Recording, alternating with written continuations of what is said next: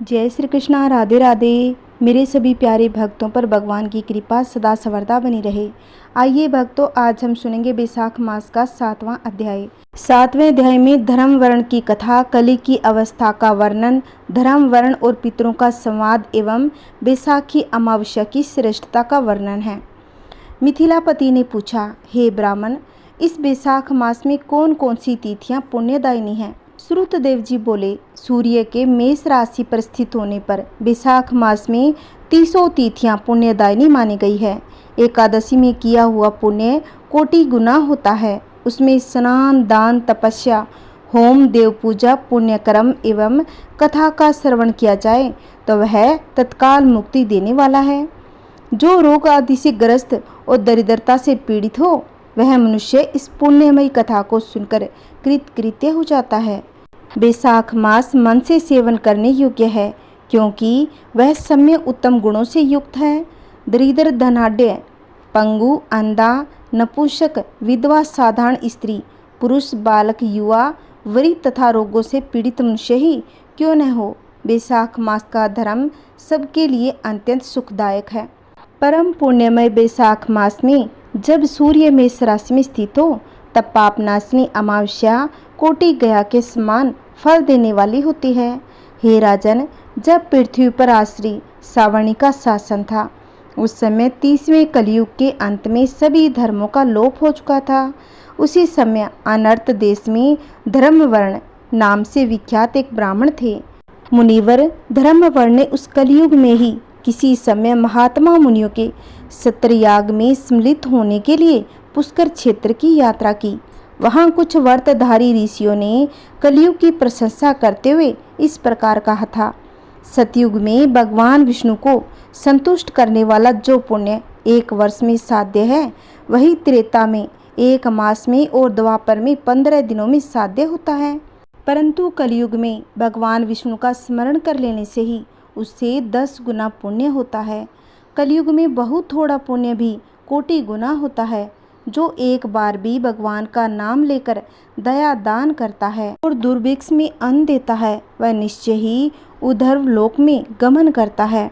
यह सुनकर देवऋषि नारद हंसते हुए उन्मत्त के समान नृत्य करने लगे। सभासदों ने पूछा, नारद जी, यह क्या बात है? तब बुद्धिमान नारद जी ने हंसते हुए उन सबको उत्तर दिया, नारायण नारायण, आप लोगों का कथन सत्य है।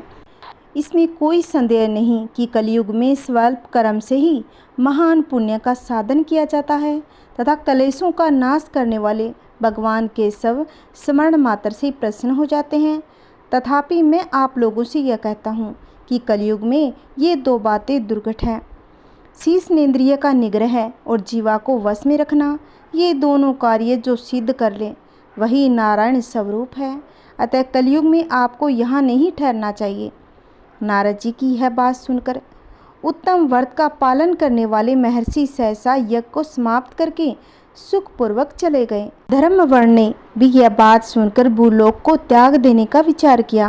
उन्होंने ब्रह्मचार्य व्रत धारण करके दंड और कमंडलू हाथ में लिया और जटा वक्कलधारी होकर कलयुग के अनाचारी पुरुषों को देखने के लिए घर छोड़कर चल दिए।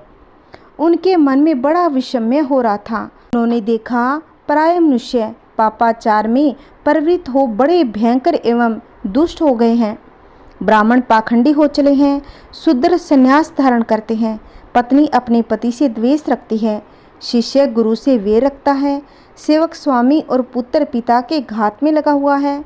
ब्राह्मण शूद्रवत और गौएं बकरियों के समान हो गई है। वेदों में गाथा की ही प्रधानता रह गई है। शुभ कर्म साधारण लौकिक रीतियों के ही समान रह गए हैं। इसके प्रति किसी के महत्व बुद्धि नहीं है। भूत प्रेत और पिशाच आदि की उपासना चल पड़ी है। सब लोग मैथुन में आसक्त हैं, उसके लिए अपने प्राण भी खो बैठते हैं। सब लोग झूठी गवाही देते हैं। मन में सदा छल और कपट भरा रहता है। कलयुग में सदा लोगों के मन में कुछ और, वाणी में कुछ और तथा क्रिया में कुछ और ही देखा जाता है। सबकी विद्या किसी न किसी स्वार्थ को लेकर ही होती है और केवल राजभवन में उसका आदर होता है। संगीत आदि कलात्मक विद्याएं भी राजाओं को प्रिय है। कली में अधम मनुष्य पूजे जाते हैं। और श्रेष्ठ पुरुषों की अवहेलना होती है। कली में वेदों के विद्वान ब्राह्मण दरिद्र होते हैं। लोगों में प्राय भगवान की भक्ति नहीं होती। पुण्य क्षेत्र में पाखंड अधिक बढ़ जाता है। शुद्र लोग जटाधारी तपस्वी बनकर धर्म की व्याख्या करते हैं। सभी मनुष्य अल्पायु, दयाहीन और सठ होते हैं। कली में प्राय सभी धर्म की व्याख्याता बन जाते हैं और दूसरों से कुछ लेने में ही उत्सव मानते हैं।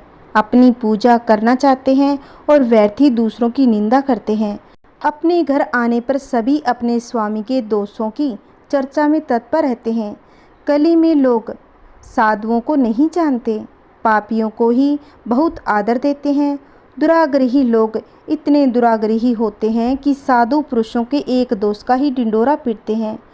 पाप आत्माओं के दोष समूहों को भी गुण बतलाते हैं। कली में गुणहीन मनुष्य दूसरों के गुण न देखकर उनके दोष ही ग्रहण करते हैं। जैसे पानी में रहने वाली जोंक प्राणियों के रक्त पीती है, जल नहीं पीती, उसी समय जोंक के धर्म से संयुक्त हो मनुष्य दूसरों का रक्त चूसते हैं। औषधियाँ शक्तिहीन होती है, ऋतुओं में उलटफेर हो जाता है, सब राष्ट्रों में अकाल पड़ता है। कन्या योग्य समय में संतान उत्पत्ति नहीं करती। जो वेद वेदांग की विदाओं में तत्पर और अधिक गुणवान हैं, उन्हें अज्ञानी मनुष्य सेवक की दृष्टि से देखते हैं। वे सब के सब भ्रष्ट होते हैं। कली में प्राय लोग श्राद्ध कर्म का त्याग करते हैं, वैदिक कर्मों को छोड़ बैठते हैं। प्राय जीवा पर भगवान विष्णु के नाम कभी नहीं आते। लोग श्रृंगार रस में आनंद का अनुभव करते हैं, उसी के गीत गाते हैं। कलयुग के मनुष्यों में न कभी भगवान विष्णु की सेवा देखी जाती है, न शास्त्रीय चर्चा होती है, न कहीं यज्ञ की दीक्षा है, न विचार का लेस है, न तीर्थ यात्रा है, न दान धर्म ही होते देखे जाते हैं। ये कितने आश्चर्य की बात है। उन सबको देखकर धर्म वर्ण को बड़ा भय लगा। पाप से कुल की हानि होती देख अत्यंत आश्चर्य से चकित हो वे दूसरे द्वीप में चले गए। सब द्वीपों और लोकों में विचरते हुए बुद्धिमान धर्मवर्ण किसी समय कौतूहलवश पितरलोक में गए। वहां उन्होंने कर्म से कष्ट पाते हुए पितरों को बड़ी ही भयंकर दशा में देखा। वे दौड़ते रोते गिरते पड़ते थे। उन्होंने अपने पितरों को भी नीचे अंधकूप में पड़े हुए देखा। उनको देखकर आश्चर्यचकित हो दयालु धर्मवर्ण ने पूछा, आप लोग कौन हैं? इस दुस्तर कर्म से प्रभाव से किस अंधकूप में पड़े हैं? पितरों ने कहा, हम श्री वत्स गोत्र वाले हैं। पृथ्वी पर हमारी कोई संतान नहीं रह गई, अतः हम श्राद्ध और पिंड से वंचित हैं, इसलिए यहाँ हमें नरक का कष्ट भोगना पड़ता है। संतानहीन दुरा आत्माओं का अंधकूप में पतन होता है। हमारे वश में एक ही महायशस्वी पुरुष है जो धर्मवर्ण के नाम से विख्यात है, किंतु वह विरक्त होकर अकेला घूमता फिरता है। उसने गृहस्थ धर्मों को नहीं स्वीकार किया है। वह एक ही तंतु हमारे कुल में अवशिष्ट है। उसकी भी आयु क्षीण हो जाने पर हम लोग घोर अंधकूप में गिर पड़ेंगे, जहाँ से फिर निकलना कठिन होगा। इसीलिए तुम पृथ्वी पर जाकर धर्मवर्ण को समझाओ। हम लोग दया के पात्र हैं, हमारे वचनों से उसको यह बताओ। हमारे वंश काल रूपी चूहा प्रतिदिन खा रहा है, सारे वंश का नाश हो गया है, एक तुम ही बचे हो। जब तुम भी मर जाओगे तब संतान परंपरा न होने के कारण तुम्हें भी अंधकूप में गिरना पड़ेगा। इसलिए गृहस्थ धर्म को स्वीकार करके संतान की वृद्धि करो, इससे हमारी और तुम्हारी दोनों की गति होगी।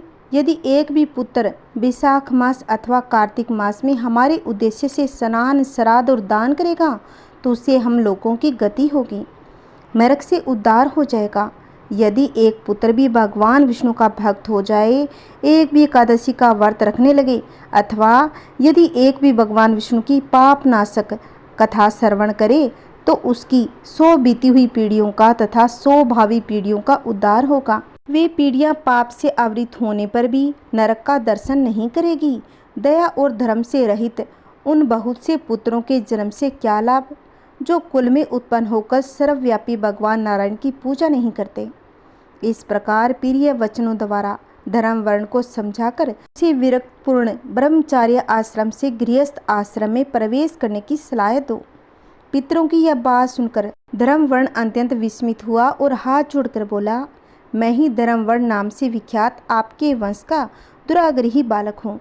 यज्ञ में महात्मा नारद जी का यह वचन सुनकर ही कलयुग में प्राय कोई भी रसेंद्रिय और शिशेंद्रिय को दृढ़तापूर्वक संयम में नहीं रखता।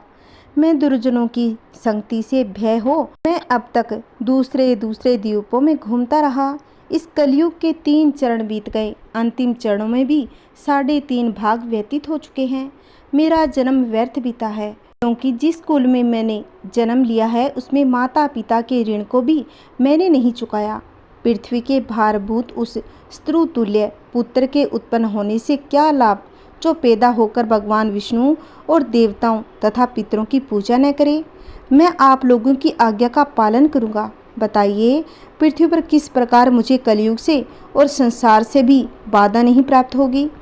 धर्म वर्ण की बात सुनकर पितरों के मन को कुछ आश्वासन मिला और बोले, बेटा तुम गृहस्थ आश्रम स्वीकार करके संतान उत्पत्ति के द्वारा हमारा उद्धार करो। जो भगवान विष्णु की कथा में अनुरक्त होते हैं, निरंतर श्री हरि का स्मरण करते हैं, सदाचार के पालन में तत्पर रहते हैं, उन्हें कलयुग बाधा नहीं पहुंचाता। मानव जिसके घर में शालिग्राम शिला अथवा महाभारत की पुस्तक हो, उसे भी कलयुग बाधा नहीं दे सकता। जो बैसाख मास के धर्मों का पालन करता है, माघ स्नान में तत्पर होता है, कार्तिक में दीप देता है, उसे भी कली की बाधा नहीं प्राप्त होती। जो प्रतिदिन महात्मा भगवान विष्णु की पाप नाशक एवं मोक्षदायिनी दिव्य कथा सुनता है, जिसके घर में बलि वैष्णव देव होता है, शुभ कारिणी तुलसी स्थित होती है तथा जिसके आंगन में उत्तम गौ रहती है, उसे भी कलयुग बाधा नहीं देता।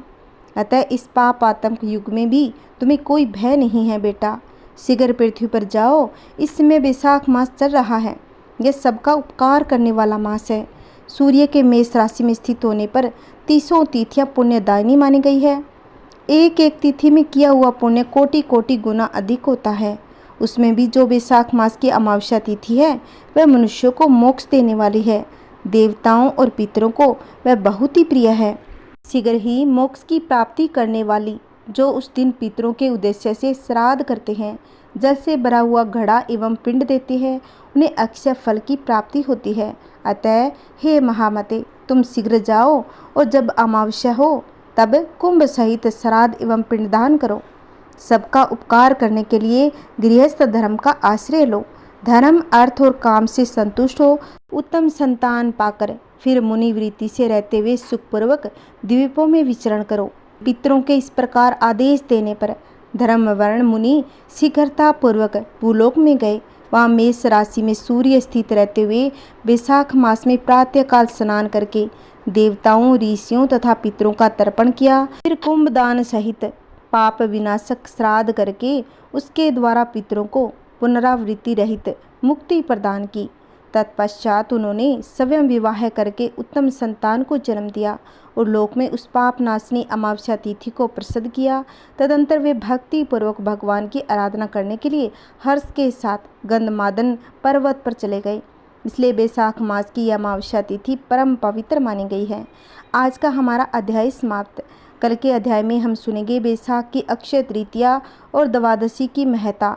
द्वादशी के पुण्य दान से एक कुतिया का उद्धार का वर्णन है। यह हम सब कल की वीडियो में रसपान करेंगे। जय श्री कृष्णा, राधे राधे। अगर मेरी कथाएं आपको अच्छी लगती है तो प्लीज़ इस वीडियो को आगे से शेयर करें, जिससे इस पुण्य कथा का लाभ वो भी उठा सके। अगर आपने अभी तक मेरे चैनल को सब्सक्राइब नहीं किया है तो प्लीज़ मेरे चैनल को सब्सक्राइब करें, जिससे आने वाली वीडियो की नोटिफिकेशन आपको मिलती रहेगी। जय श्री कृष्णा, राधे राधे। ओम नमः शिवाय। हर हर महादेव। बोलिए विष्णु भगवान की जय। बोलिए माता लक्ष्मी की जय।